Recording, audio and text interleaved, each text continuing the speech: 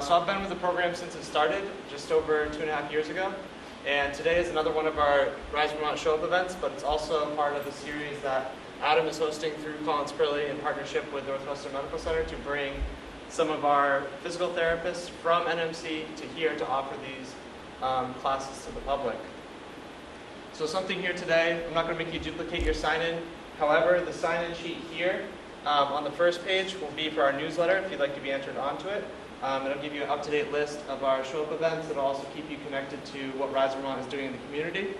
And then throughout, page after page, are blank surveys. They're very quick to fill out. If you'd like to fill them out, it helps us improve our process as far as our show-ups, where we're going in the future, and it gives us a little feedback as well. So we greatly appreciate that. And I'll start handing this around, and I'll hand the presentation off to Catherine. Thank you. All right, so before Catherine gets started, I'm Adam. Thanks for coming here. Thanks for joining us for these seminars that we're having with conjunction with Rise Vermont and the Northwest Medical Center.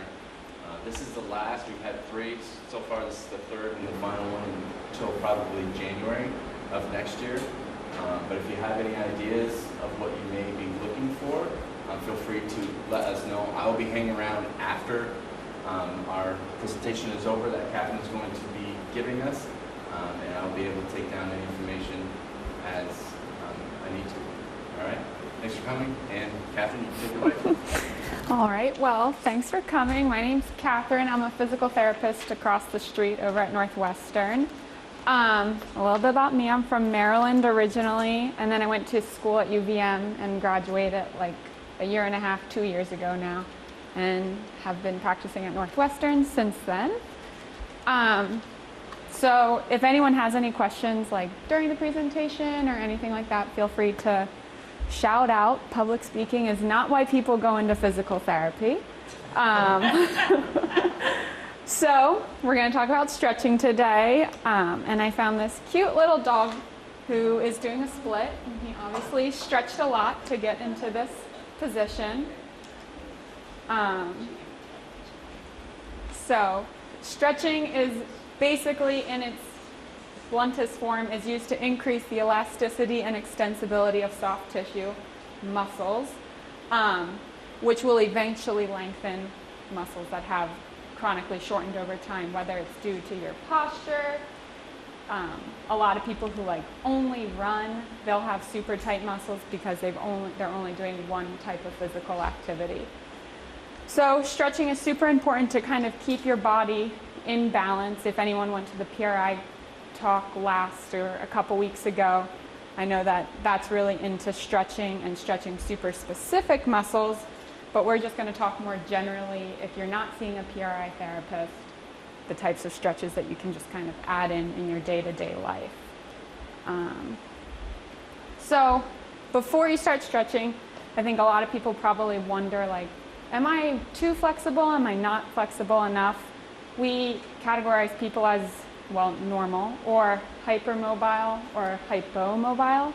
Hypermobile is those little gymnasts, typically, that you see who can do 1,000 cartwheels and back handsprings and are just super bendy.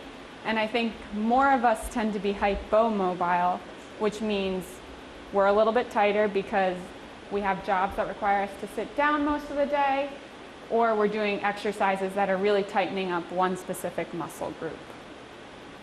Anyone think they're hypermobile? Hyper or hypo? Hyper. All right, so why you should stretch. If you're stretching before exercising, it helps warm up some muscles, and the type of stretch you do before you exercise really, really matters. It can lead to improvement in athletic performance, which is super fun and exciting for younger kids who are really trying to compete in their high school, like the high school football team over there. I saw them stretching when I drove in.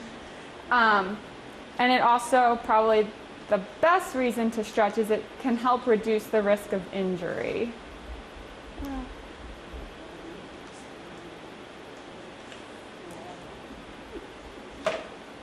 All right, so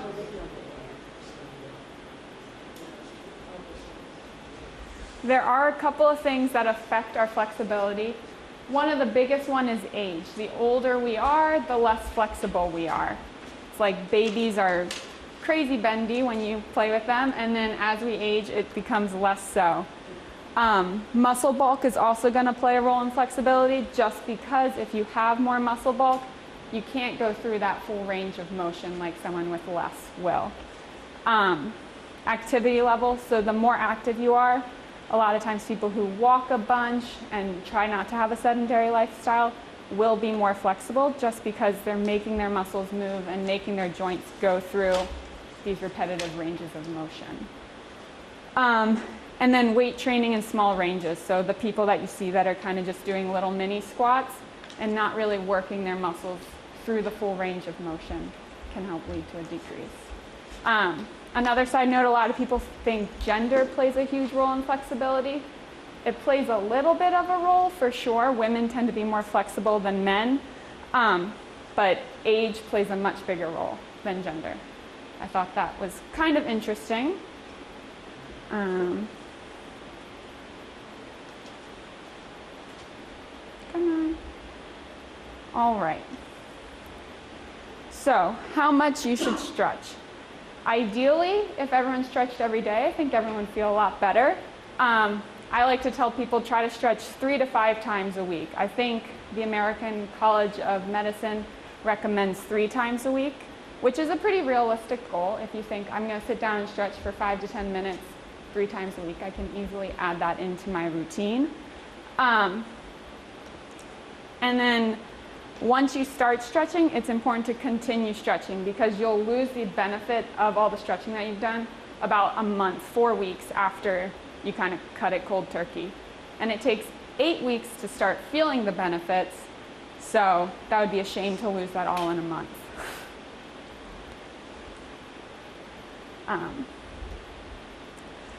So prior to exercise, it's recommended you do dynamic stretching, which means you're moving while you stretch. We'll go over a few of them in a little bit. I just wanted to give you guys a little bit of an overview. And then post-exercise is more static stretching, which is what we typically think of, like the sitting down and stretching your hamstrings, or putting your arm overhead to stretch your triceps.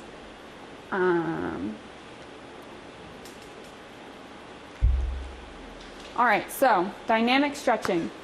It requires voluntary muscle action, so you have to perform the movement, and usually people will perform it with sport-specific movements. So if you're going for a walk, you're probably not going to go do 1,000 butt kicks before you go, which would be stretching more your quads.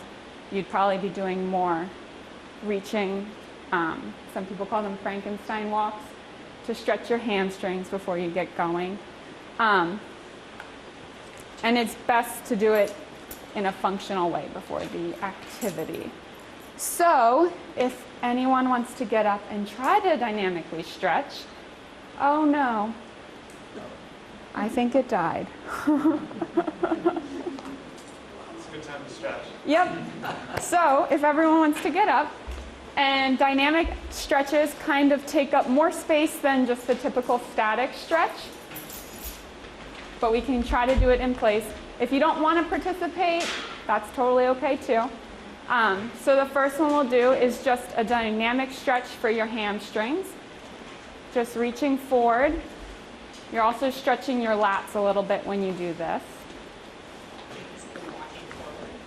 Yep, so you would be walking forward. You can walk forward if you want, depending on how much room you have. Does anyone feel it in their hamstrings? Yes. I do. Another common one is doing a butt kick. So reaching up and like you're dragging your heel to your bottom, which is giving a nice good stretch to your whole quadricep muscle.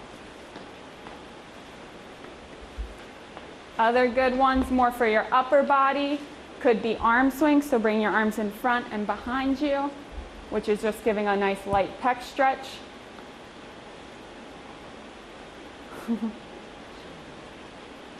Okay, does anyone have any questions on dynamic stretching? No? Okay. Maybe this will be back up and running. It's cold in here, Adam. So did you say these depend on what activity you're about to do? Yeah, dynamic stretching is really good pre any activity. But obviously, if you're going for a walk, doing this with your arms might help. Like, it might make you feel a little bit more limber if you're really power walking. But I think more important ones to do is like the Frankenstein walk, because you're really stretching your hamstrings, which you're going to use a lot of. Your arm and your leg are using opposite sides when you're doing it? Does that look like I mean, I do. It doesn't really matter because the main goal of this stretch is for your lower extremities, not your arms. But yeah, good question. Yeah, so pre-activity, this is much better at helping to warm up the body and stretch it, whereas static stretching, so just standing still and stretching, there's some evidence that shows that it actually decreases muscular performance before activity. That's why it's better afterwards, kind of as a cool down. Okay? Oh man, that's okay.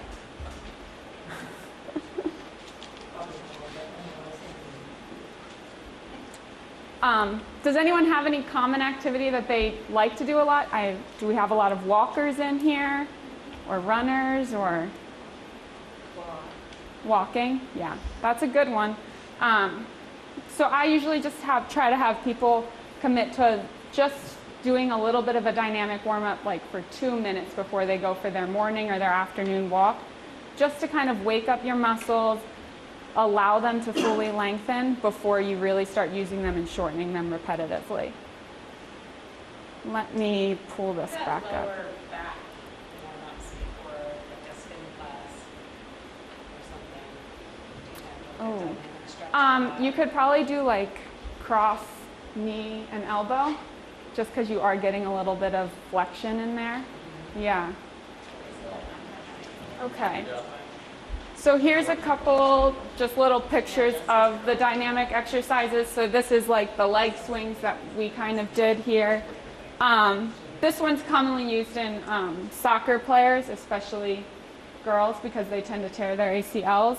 And it's a great hip opener, so just walking forward and kind of going out into the side.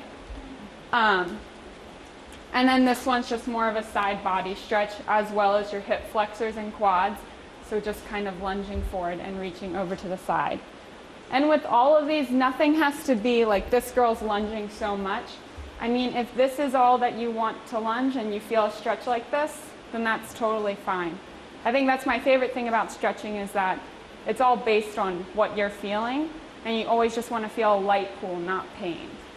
So no pain when you stretch.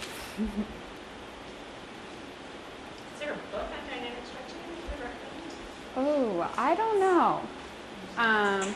None that I've read.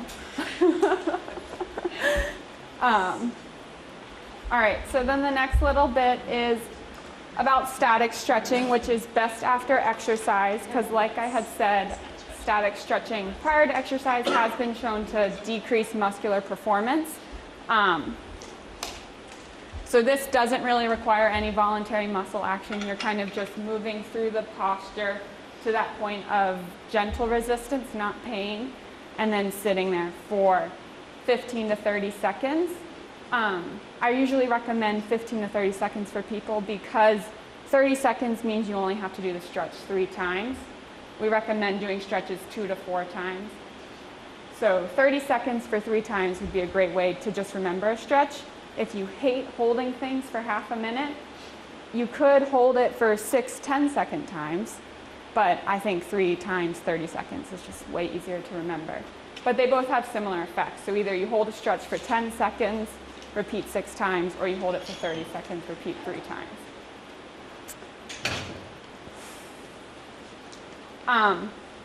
Holding longer than 30 seconds doesn't really help you that much. So going into a stretch and holding for like 2 minutes isn't going to help, because you get this phenomenon called creep, which is, I wanted to buy gummy worms, but I forgot. If you pull a gummy worm, it kind of gets taut and stretches a little bit right away. And if you kept holding it, it would eventually just continue to stretch. But nothing's actually getting longer in the gummy worm, it's just wearing out. And so the same thing with muscle stretching. You can bring that muscle to that point of resistance when you feel, hold it 30 seconds, and longer than 30 seconds, you're really not actually getting any more muscle length. It's just creep. So it's just the muscle kind of fake lengthening. Does that make sense? My gummy worm analogy. Okay, so then some static stretches that I typically think are super important for people are muscles that we usually tighten over time. So when we sit down for a lot of the day, most of us probably have jobs where we're sitting, or our lives are just really seated. Your hamstrings get really tight. Your hamstrings kind of end down here and start up on your sits bone, that kind of bone you feel when you sit down. So when you're sitting, you're shortening this part of your hamstrings. So a good seated stretch for your hamstrings would be to just extend one leg out, if anyone wants to stretch their hamstrings, and put your heel on the floor, and then lean forward from your hips until you feel a stretch in the back of your thigh. And just go until you start to feel the stretch. No pain. So then we could hold this for 30 seconds, which is a long time when you're holding a stretch.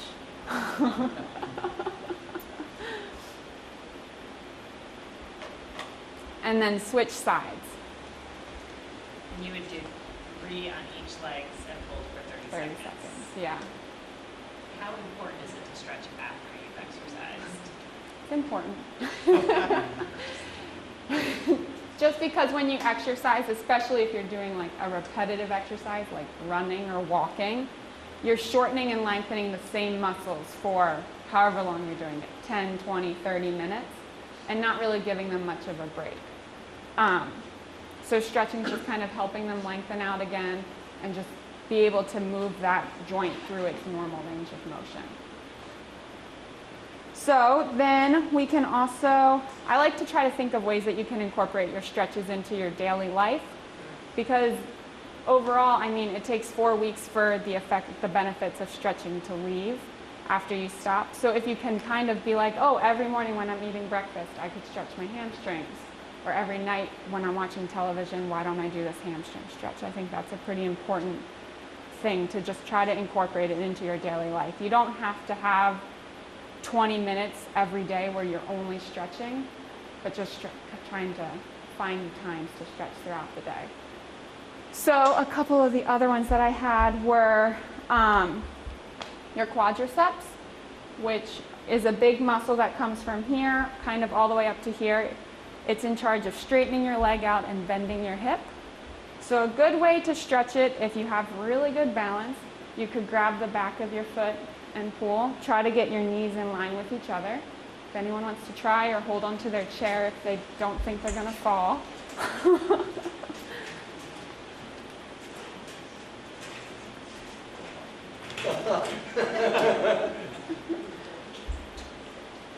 So you should feel the stretch kind of going down through the front of your thigh.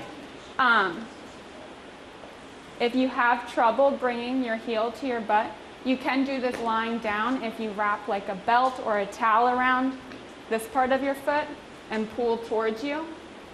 If you can picture that, like lying on your belly, pulling towards you until you feel that stretch. Oh, yeah.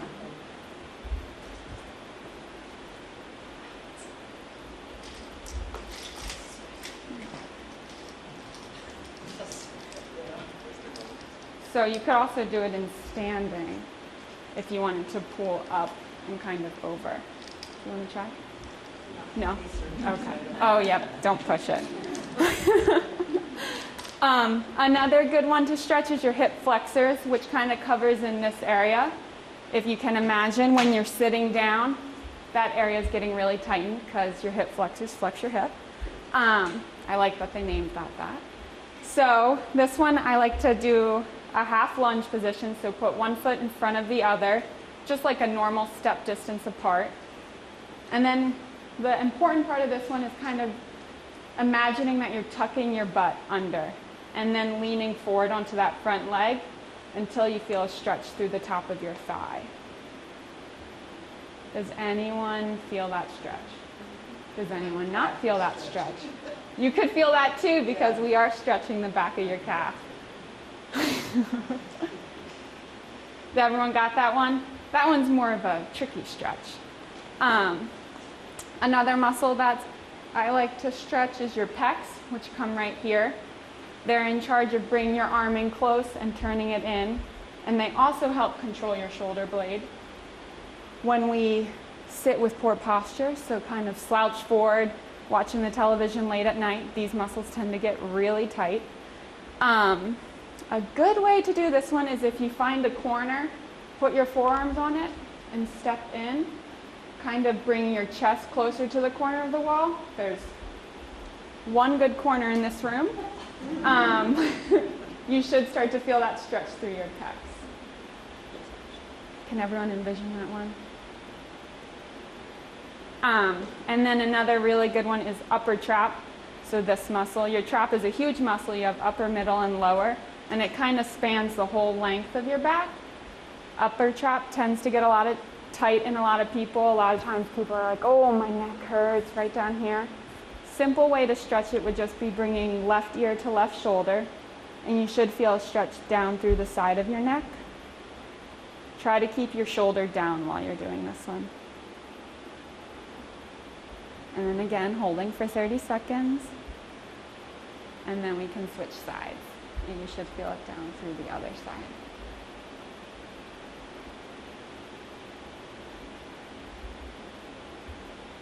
Okay. Does anyone have any questions? Those were kind of the big muscle groups that I was sitting down thinking, oh, which muscle should I show them stretches for? And those were the big ones that stood out to me. Does anyone have any questions? Can you do that trap stretch in the doorway? Like, does that work? The pec same? stretch? Or the pec Yeah, stretch? you could. If you had like two walls and walked Just in kinda towards lean, them. yeah. Yeah, definitely, yeah. Any other questions? Okay. So I had one last form of stretching I wanted to talk about, just because I think it's a very interesting type of stretching. It's called PMF stretching. I don't think we're going to be able to do it in here today, just because it usually requires a partner, and you have to lay on the floor to do it. But it's really good at helping increase the muscle length in, I usually have people do it for their hamstrings, just because it's the easiest muscle to do it on. But it only lasts for a couple hours. So a lot of times people will find a lot of relief from it if they're feeling like, oh, I have this really painful area in my hamstring.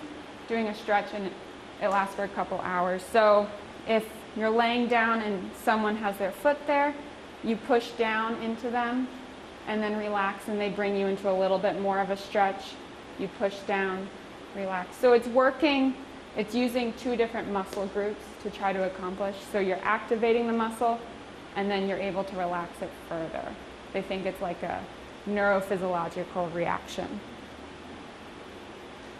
Okay? Are you laying down when you're doing it? Yeah. So like lying down, if my feet are up, I'd push down, hold it for like 10 seconds, and then relax. And then the person's typically able to bring me into more hip flexion or bring my leg closer. And then I do it again, and you're able to get a little bit closer. Does that help with muscle cramps when you get hamstrings? I would think just normal, like this, just the static stretching. So just doing this type would help probably more with that, since that's just the muscle tightening up. So a couple big things that I thought were important to common mistakes made when stretching would be not doing it enough, so ignoring it. Holding it for too little time. So holding it for just a couple seconds and then being like, okay, done. I stretched for 2 seconds today. I'm good to go for a week. Holding it for too long, so holding it for more than a minute, which would be that kind of creep phenomenon that we talked about, where the tissue's lengthening, but it's not actually giving a therapeutic stretch. And then pulsing at the end range. So I think they used to tell us, like, let's go like this and bounce a couple times. But when they researched it further, they found that actually causes more injury than good. So don't bounce at the end of your stretches. I did make a little printout for you guys. Um,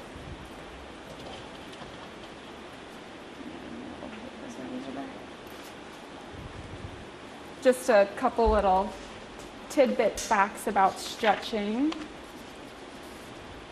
There's probably more than enough in there. If you guys want. And then, does anyone have any questions for me?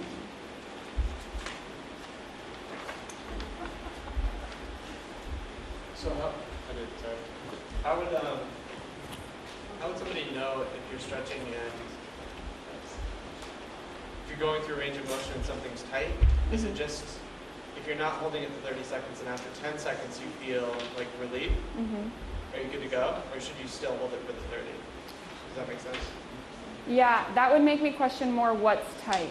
So you can have tightness in a joint from a couple different things. The one that stretching is going to help the most is soft tissue, so your muscles. The one that stretching is not going to really help is going to be like a capsular thing or ligaments or tendons that are tight. So I would question more what's the stretch. I mean, if you're feeling relief from it, then good. Just wanted to. Thank you. Yeah. And I have a question. Yeah. Obviously, I haven't exercised in Uh-huh. I walk once in a while.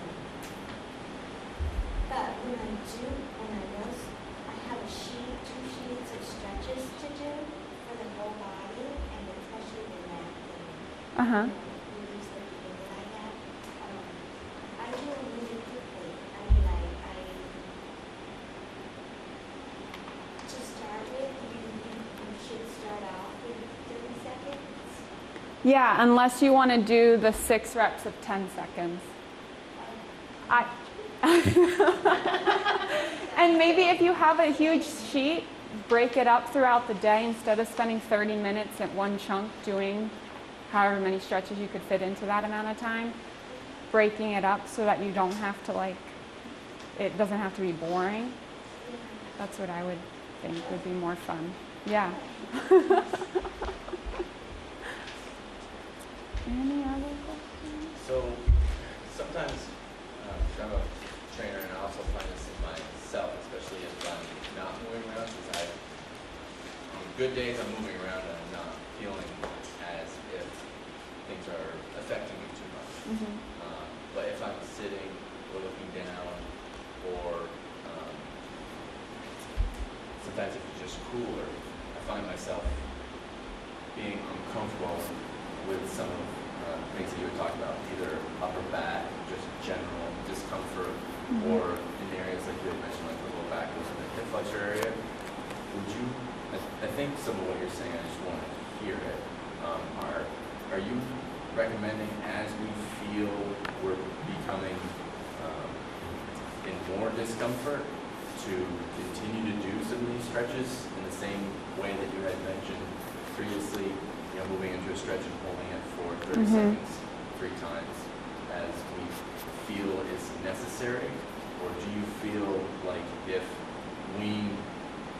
we feel individually like we need to stretch 6 to 7 times a day to kind of create some homeostasis, if you want to use that word, or just kind of normalcy, so you're not like agitated, your muscles don't feel uncomfortable.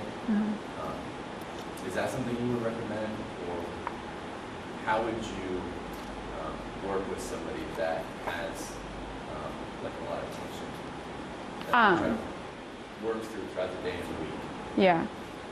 So I think you guys know your body's the best. You're living in them. If you're bringing a stretch and it's painful, I would not do that. Stretches should always be a fairly comfortable sensation. At most, you should be feeling like a light pooling sensation, but you shouldn't feel like you're like ripping your joint apart. That's bad. And then if you feel like you need to stretch multiple times a day, I would say go for it. It's not most likely going to hurt you. You're just kind of, especially if you're working out a ton or you're doing like just living in a workout, then it'll just help lengthen your muscles. No, I like how you said that. There's definitely some people that like to spend, hours Yeah. in the gym rather than, tens of hours. Yeah. But no, I definitely, from a training perspective, Uh-huh. because I am a personal trainer, I definitely like hearing things like performing dynamic stretches Yeah. before you want to move, Yeah. because they're going to affect your performance. Mhm. And performing static stretches where you're holding these positions afterwards because you're done, you can kind of Relax. hang out in a position and relax a little bit. Yeah. And because you're not doing anything afterward. So those are things I really like hearing. Cool. And sometimes it just takes like hearing it from somebody. I mean, we may have heard these things before. I know in previous seminars that we've had with different physical therapists. Sometimes it just takes hearing it over and over again Mhm. for us to really get ingrained with the information. That's one of the things that we want to do with these seminars. So even though we're not having another one until January, we will probably end up having some duplicates of these seminars in the years and months to come because we feel like they are important. Mhm. And we want to help our community kind of build their knowledge so we can be healthier. Awesome. Any other questions? I like your simple tips. Thanks. That's good. And I do have another question. oh, yeah. You talked about performing exercises with a normal range of motion for your Mhm. joints. What do you find with the patients that you work with that, what do you find with their joints and what joint maybe specifically that you find that they have difficulty reaching full range of motion, or if you could go through what a typical range of motion would look like for something like a shoulder or hip? Mhm. Sometimes people that I work with, they have difficulty kind of understanding what a normal range of motion will be. Yeah. And not necessarily maybe like degree-wise, and on that Yeah. there's a specific tool to kind of measure that. But yeah. Yeah, so I saw you doing the hamstring stretch as soon as you said what typically is tight in people. Hamstrings are a big one just because you're using them to bend up your knee every time you run or walk. Sitting is tightening them as well. So that's a big one where we kind of lose that normal range of the muscle more so than the hip joint. As for like a normal range of motion, I think typically just comparing right and left sides is a great place to start. So if you're like, wow, on this arm I can get to about here, but on this arm I can get all the way up here, then maybe this arm doesn't have quite so much range of motion as you'd want it to have if your left arm is able to like reach the sky. Does that kind of answer your question? Yeah, to try and create some symmetry Symmetry, with yeah. one side to the other. Mm-hmm. So Yeah. if you have back or knee problems, is it all right to do these stretching exercises? Or you should modify it? Or- Yeah, I would say modify as need to. If you're having pain when you're doing a hamstring stretch and the pain's in your back, trying to figure out another way that you can get that stretch without bending forward and putting so much pressure on your back would be a great way to go. Definitely modification though. Does that answer your question?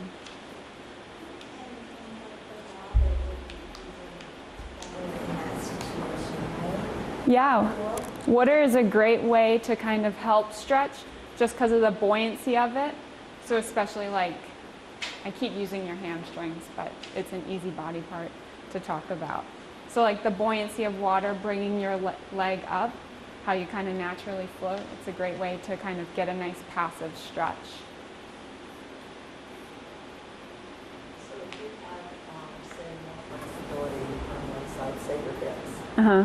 than you do on the other, So do you work the side, you have less flexibility, more for spring pressure? Yeah. So I think a lot of that depends. If you have any huge questions, you can talk to a PT. But I would say within reason. So if it's like really hurting you to work one side more, I would back off, just because stretching is supposed to be a pain-free type of activity. But typically, if one side has less range of motion than the other, it's probably because that side is limited in some capacity, and not because the other side has too much. Does that make sense?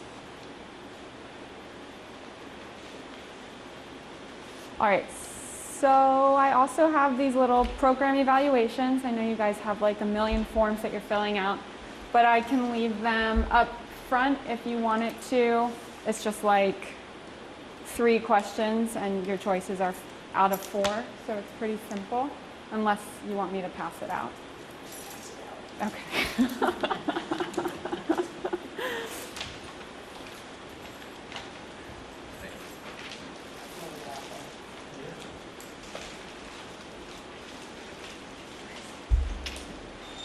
All right. Yeah, go for it. So guys, it's in line with her discussion to a degree. So we have some Rise Vermont resistance bands we'd like to give everyone. There is a little sheet, you mentioned sheets in here on some very basic exercise you can do with the band. And the resistance band is just a tool that allows you it helps you stretch. You can use it with itself. You'll see when you open it, it's just a circular closed off one. But I'll hand these out to everyone who came. If you'd like one. Put it out. Did he say there was a sheet in it that had those? Yeah. Is there a sheet in it? Yeah. Yeah. Sorry, on the left side of the room. Because where's the best place to find information about stretching? Catherine? Oh, sorry. Where's the best place to find information about stretching, or like different postures to do, or places, do you have like resources? I used a lot of like research in this, but I'm sure you did, yeah, right. like an online source for stretching. I mean, the most important thing is that if you know the muscle that you're going to stretch, knowing the origin and insertion of it. So I would say, because then, so like your quad is going from here to here. So if you're just stretching your knee, you're not really stretching your whole quad. So being able to kind of look at where it's starting, where it's ending, and then look up what people's ideas are of stretching that muscle. And if you know where it's starting and where it's ending, you can kind of weed out the exercises that you think aren't going to help. I can, if you want to leave like your email or something, I could definitely look up like a good kind of comprehensive online source to look up stretching if you want it though. Well, if it exists. If it exists. I should preface that. I'm not going to make it. Right, if it exists and it's accurate. So I want to make sure that I wrote down my note right. How many weeks did you say it would take before you notice any change? About Stretching? 8 weeks. About 8 weeks. Mhm. And then about how long if you were to stop? 4. 4 weeks. So 2 months to kind of like start feeling the benefits, and a month to realize you don't have them. Yeah, to lose them. All right.